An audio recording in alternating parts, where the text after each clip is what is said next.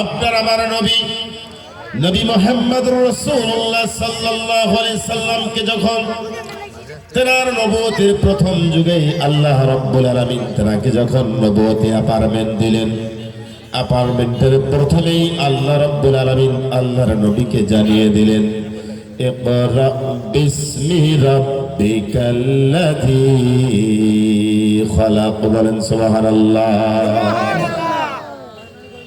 আল্লাহ তাআলা আল্লাহর নবীকে বলে দিলেন, ইকরা বিসমি রাব্বিকাল্লাযী খালাক। এই আয়াতের সূচনা দিয়ে আল্লাহর নবী নবুয়তের অ্যাপার্টমেন্ট পেয়ে গেলেন। নবুয়তের অ্যাপার্টমেন্ট পেয়ে আল্লাহর নবী সেখান থেকে নবুয়তি অ্যাপার্টমেন্ট পেয়ে আল্লাহ তাআলার নবী সেখানেই যে আয়াতটা পেলেন, এই আয়াতের মধ্য দিয়ে নবুয়তি অ্যাপার্টমেন্ট পেয়ে তিনি নবুয়তি অ্যাপার্টমেন্টের যখন স্বীকৃতি পালেন, স্বীকৃতি পেয়ে আল্লাহর নবীজি তখন মানুষের সামনে ইকরা বিসমি রাব্বিকাল্লাযী খালাক, পরে তোমার প্রভুর নামে আল্লাহ তাআলার কাছে, আল্লাহ তাআলার কাছ থেকে যখন এই আয়াত, এই বাণী পেলেন, নবীজির উপর যখন এই আয়াত নাজিল হয়ে গেল, এই আয়াত নাজিল হয়ে গেল, আয়াত যখন আল্লাহর নবীজি পেয়ে গেলেন, আল্লাহর নবীজি পাওয়ার পর বিশ্ব নবীকে আল্লাহ তাআলা বলতেছেন, নবীজি বন্ধু তুমি শোনো, তোমাকে যে আমি নবুয়তি অ্যাপার্টমেন্ট দিলাম, এই নবুয়তি অ্যাপার্টমেন্ট থেকে তুমি এখনই মানুষের সামনে আমার এই অস্তিত্বের ব্যাপারে তুমি এখন এই মানুষের সামনে প্রকাশ্যভাবে দাওয়াত দিও না। তুমি একটু গোপনে গোপনে তুমি আমার অস্তিত্বের দাওয়াত দাও, মানুষ জাহেলি মানুষগুলোকে তুমি আমার দাওয়াত দাও, আমার পরিচয় তুলে ধরো। তুমি যে নবী আমার পক্ষ থেকে এই পৃথিবীতে প্রেরণ হয়েছে, তুমি সেই নবুয়তির বিষয়ে মানুষের সামনে তোমার উম্মতের সামনে তুমি তুলে ধরো। নবীজি যখন এই আয়াত পেলেন, আল্লাহ তখন তাকে বললেন যে নবীজি এখন তোমাকে প্রকাশ্যভাবে দাওয়াত দেওয়ার দরকার নাই, তুমি ধীরে ধীরে আস্তে আস্তে মানুষের সামনে গোপনে গোপনে দাওয়াত দাও। আস্তে আস্তে আল্লাহর নবী 3টি বছর গোপনে গোপনে যখন দাওয়াত দিলেন, নবুয়তি অ্যাপার্টমেন্ট পাওয়ার পর মানুষকে যখন দাওয়াত দিলেন গোপনে গোপনে, আস্তে আস্তে দাওয়াত দিয়ে কিছু সংখ্যক যখন লোক তৈরি হয়ে গেলেন আল্লাহর নবীর সামনে, আল্লাহর নবীর যখন কিছু সংখ্যক লোক তৈরি হয়ে গেল, তার সঙ্গী সাথী হয়ে গেল, তখন এই দুনিয়ার জীবনে আল্লাহ তাআলা যে বললেন যে তুমি গোপনে গোপনে কিছু দাওয়াত দাও, কারণ হচ্ছে ওই সময় যদি প্রকাশ্য ভাবে আল্লাহর নবী তার জাতির সামনে দাওয়াত দিত, তাহলে আল্লাহ পাক বলেছেন, হে নবীজি তুমি যদি প্রকাশ্য ভাবে দাওয়াত দিয়ে দাও, তাহলে এই জামানার গাদ্দার লোকেরা তোমাকে আক্রমণ করবে, তোমাকে জানে মেরে ফেলার জন্য চেষ্টা করবে। অতএব গোপনে তুমি দাওয়াত দাও। গোপনে যখন দাওয়াত দেওয়া শুরু করলেন, আস্তে আস্তে তার যখন কিছু দাওয়াত গ্রহণ করে মানুষ যখন ইসলাম ধর্ম গ্রহণ করলেন, ইসলাম ধর্ম গ্রহণ করে আল্লাহর নবীজির পাশে যখন মানুষ কিছু তৈরি হয়ে গেল, যখন কিছু মুজাহিদ তৈরি হয়ে গেল, তখন আল্লাহ পাক আল্লাহর পক্ষ থেকে আল্লাহর নবীজিকে আয়াত নাজিলের মাধ্যমে বলে দিলেন, নবীজি শোনো, ওয়া আনজির আশিরাতাকাল আকরাবিন। আল্লাহু আকবার। আল্লাহ তাআলা আল্লাহর নবীজিকে বললেন, নবীজি শোনো, ওয়া আনজির আশিরাতাকাল আকরাবিন, তোমার আর গোপনে গোপনে মানুষের সামনে দাওয়াত দেওয়া লাগবে না। তোমার যেহেতু এখন তো লোক তৈরি হয়ে গিয়েছে, তুমি এখন প্রকাশ্য হবে মানুষের সামনে কালিমার দাওয়াত দাও। চিৎকার দিয়া বলেন সুবহানাল্লাহ। আল্লাহ তাআলার নবীজি যখন গোপনে দাওয়াত দিলেন, গোপনে কালিমার দাওয়াত দিলেন, সেই জামানায় যে জামানার লোকেরা গাদ্দার ছিল, যে জামানার লোকেরা আকাশের পূজা করত, বাতাসের পূজা করত, চন্দ্র সূর্যের পূজা করত, মূর্তি পূজা করত, আল্লাহকে চিনত না, আল্লাহকে মানত না, এই জামানায় আল্লাহর নবী গোপনে 3 বছর দাওয়াত দিলেন। যখন কিছু সংখ্যক লোক তৈরি হয়ে গেল, তখন আল্লাহ তাআলা আল্লাহর নবীজিকে বলতেছেন, নবীজি ওয়া আনজির আশিরাতাকাল আকরাবিন, এখন তোমাকে আর গোপনে দাওয়াত দেওয়া লাগবে না, এখন তুমি প্রকাশ্যে মানুষের সামনে আমার অস্তিত্বের কথা তুলে ধরো। বলেন সুবহানাল্লাহ। এই আয়াত যখন নাজিল হলো, তখন আল্লাহ তাআলার নবী বিশ্ব নবী জনাবি মুহাম্মদুর রাসূলুল্লাহ সাল্লাল্লাহু আলাইহি ওয়াসাল্লাম সঙ্গে সঙ্গে সেদিন পাহাড়ের পাদদেশে উঠে, পাহাড়ের চূড়ায় উঠে তিনি আল্লাহর নবীজি একটা শব্দ বলে মানুষকে ডাক দিলেন, মক্কাবাসীকে ডাক দিলেন। কি শব্দ বলে ডাক দিলেন মক্কাবাসীকে? মক্কাবাসীকে পাহাড়ের চূড়ায় উঠে বললেন, ইয়া সাবাহা, ইয়া সাবাহা, ইয়া সাবাহা বলে যখন মক্কাবাসীকে ডাক দিলেন পাহাড়ের চূড়ায় উঠে, ওই সময় কেউ যদি বিপদে পড়তো তাহলে পাহাড়ের পাদদেশে উঠে ইয়া সাবাহা বলে ডাক দিত। মানুষ তখন বুঝতো যে হয়তোবা লোকটা কোনো বিপদে পড়েছে, কোনো বিপদ হয়েছে, এই জন্য মানুষটা পাহাড়ের চূড়ায় উঠে ডাকতেছে ইয়া সাবাহা বলে।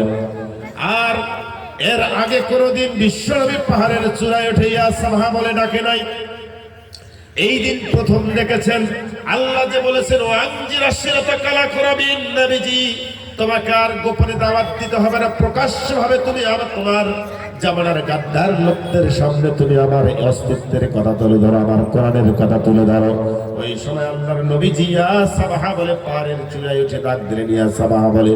ওই সময় আল্লাহর নবীজি যখন ইয়া সাবাহা বলে ডাক দিলেন, ইয়া সাবাহা তেলাওয়াত করার পর মক্কার যতগুলো মানুষ ছিল আল্লাহর নবীজি শুধু একটু ইয়া সাবাহা বলে আওয়াজ করে দিয়েছে, আল্লাহর পক্ষ থেকে প্রত্যেকটা মানুষের কানে কানে আল্লাহ তাআলা ইয়া সাবাহার আওয়াজ পৌঁছে দিয়েছে। বলেন সুবহানাল্লাহ।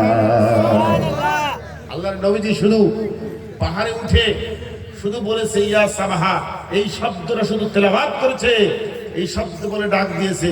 মক্কার অদূরে যতগুলো মানুষ ছিল সকল মানুষের কানের মধ্যে এই শব্দটা আল্লাহর পক্ষ থেকে পৌঁছে গিয়েছে। বলেন সুবহানাল্লাহ।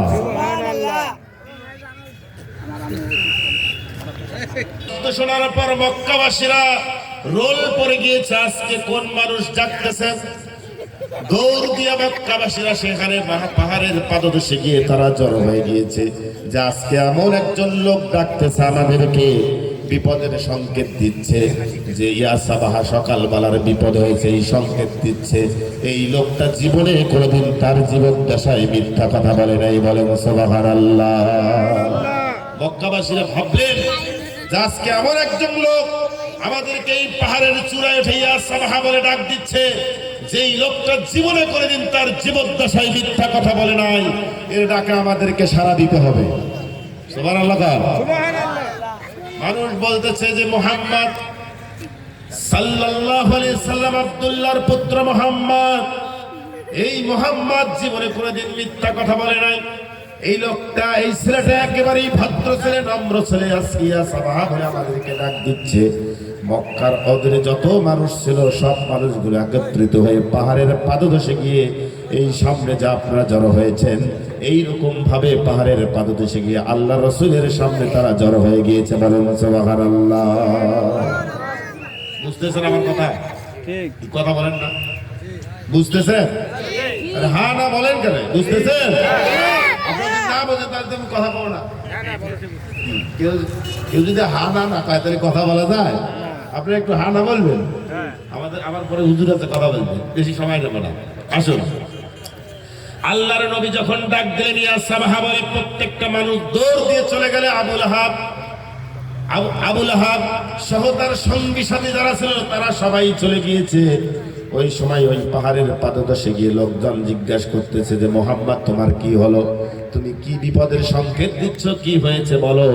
আমরা তোমার এই পাহাড়ের পাদদেশে উপস্থিত হয়েছে, তুমি তো কোনোদিন মিথ্যা কথা বলো নাই। আল্লাহর নবী জিজ্ঞাসা করতেছে শোনো, আমাকে কি তোমরা বিশ্বাস করো, আমার কথা কি তোমরা বিশ্বাস করবে? আমি তোমাদের কেমন একটা আজকে সংবাদ দেবো, তোমরা কি আমার কথা বিশ্বাস করবে? তখন বললো সবাই এক বাক্যে বলে উঠেছিল যে হ্যাঁ, মুহাম্মদ জীবনে কোনোদিন মিথ্যা কথা বলে নাই, আজকেও মিথ্যা কথা বলবে না, তুমি যেটাই বলবে আমরা বিশ্বাস করে নেব। বলেন সুবহানাল্লাহ।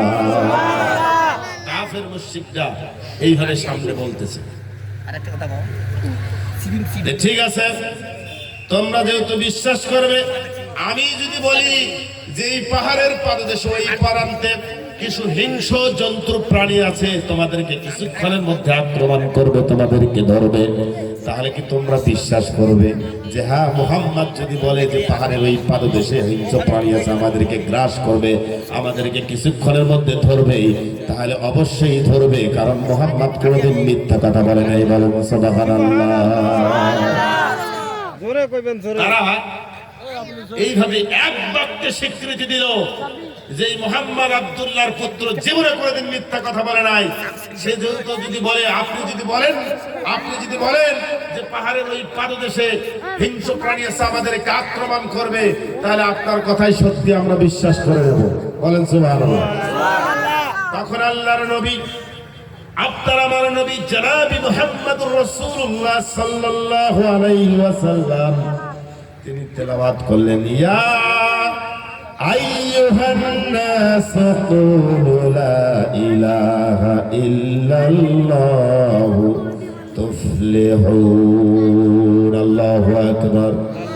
আল্লাহর নবী জানিয়ে দিলেন যে তোমরা শোনো, হে মানবগণ, তোমরা আল্লাহ ছাড়া কাউকে ইলাহ হিসাবে গ্রহণ করো না।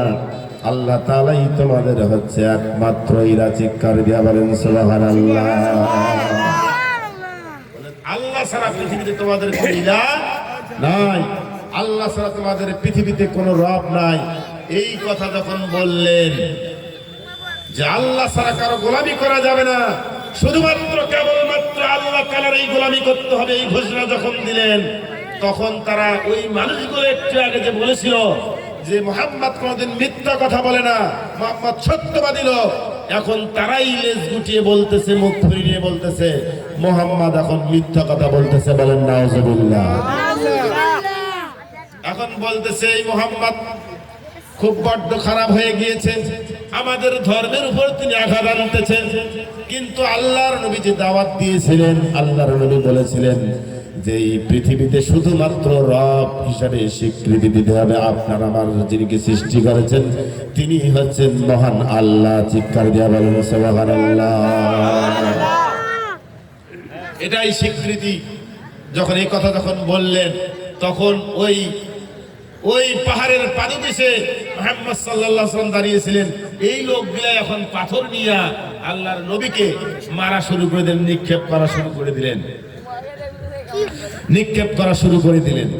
আল্লাহ রসুলের মাথা পাথর দিয়ে ঢেল দিয়ে ফেটে দিয়েছিলেন, আল্লাহ রসুলের মাথা থেকে রক্ত বাইর হয়েছিলেন। বলেন নাউজুবিল্লাহ।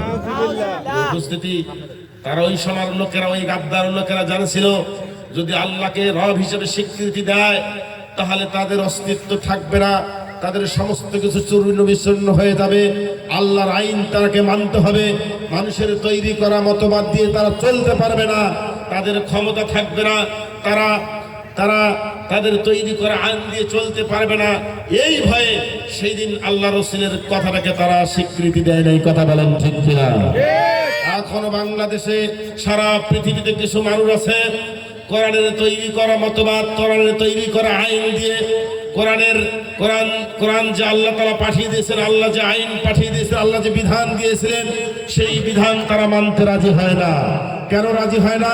সেই কোরআনের বিধান সে যদি ফলো করে, সে যদি মানে, তাহলে তার নিজস্ব তৈরি করা বিধান চলবে না, তার নিজস্ব তৈরি করা মতবাদ দিয়ে সে চলতে পারবে না।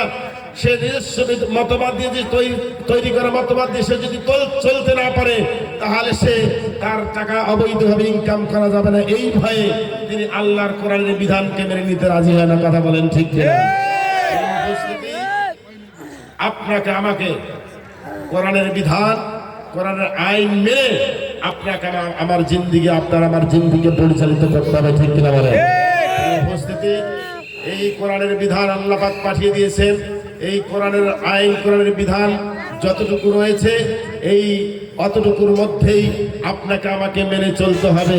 কোরআনের বিরুদ্ধে, ইসলামের বিরুদ্ধে অবস্থান নেওয়ার আপনার আমার কোনো সুযোগ নাই। কথা বলেন ঠিক কিনা? উপস্থিতি, কোরআনের বিরুদ্ধে, ইসলামের বিরুদ্ধে যারাই অবস্থান নিয়েছিল, আবু জেহেল, আবু লাহাব, উতবা, সাইবা, ওলীদ বিন মুগিরা, তারা পৃথিবীতে আজকে কলঙ্কিত হয়ে আছে। কথা বলেন ঠিক কিনা?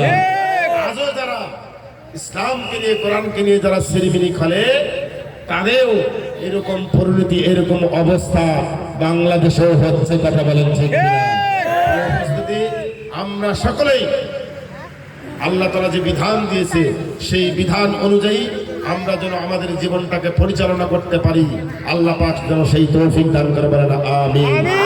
এই কথা রেখেই আপনাদের সকলের দীর্ঘায়ু এবং সুস্বাস্থ্য কামনা করেই আমি আমার কথা এখানে শেষ করছি।